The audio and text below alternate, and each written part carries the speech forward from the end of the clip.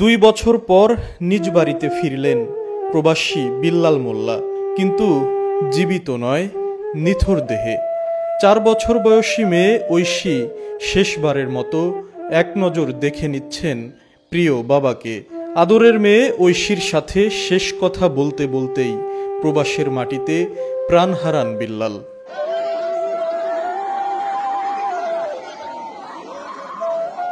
জীবিকার তাগিদে 2023 সালের জুলাই মাসে মালয়েশিয়ায় পাড়ি জমান বিল্লাল মোল্লা। সেখানে জোহর বারু এলাকায় কনস্ট্রাকশন সাইটে নির্মাণ শ্রমিকের কাজ করতেন তিনি। গত 8 সেপ্টেম্বর সন্ধ্যায় বিল্লাল নিচে দাঁড়িয়ে কংক্রিট বালতিতে খোয়া সিমেন্ট লোড করে ক্রেনের মাধ্যমে ভবনের ওপরে পাঠানোর কাজ করছিলেন।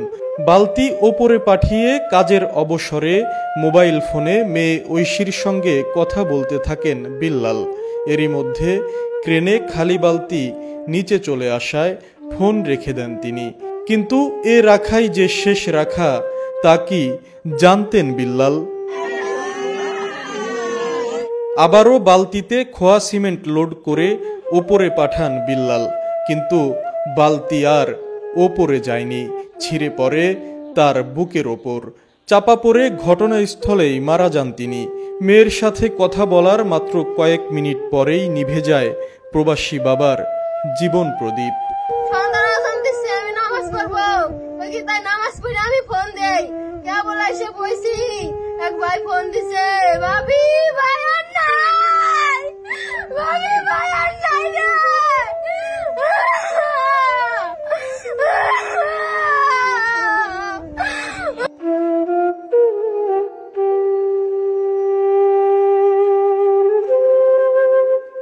সোমবার তার মরদেহ রাজবাড়ী সদরের বসন্তপুর ইউনিয়নের হাটজয়পুর গ্রামের নিজ বাড়িতে এলে স্বজন ও প্রতিবেশীদের কান্না আর আহাজারিতে ভারী হয়ে ওঠে আকাশ বাতাস। 4 বছর বয়সী ঐশীর নিস্তব্ধতা এ শোককে আরও বাড়িয়ে দেয়।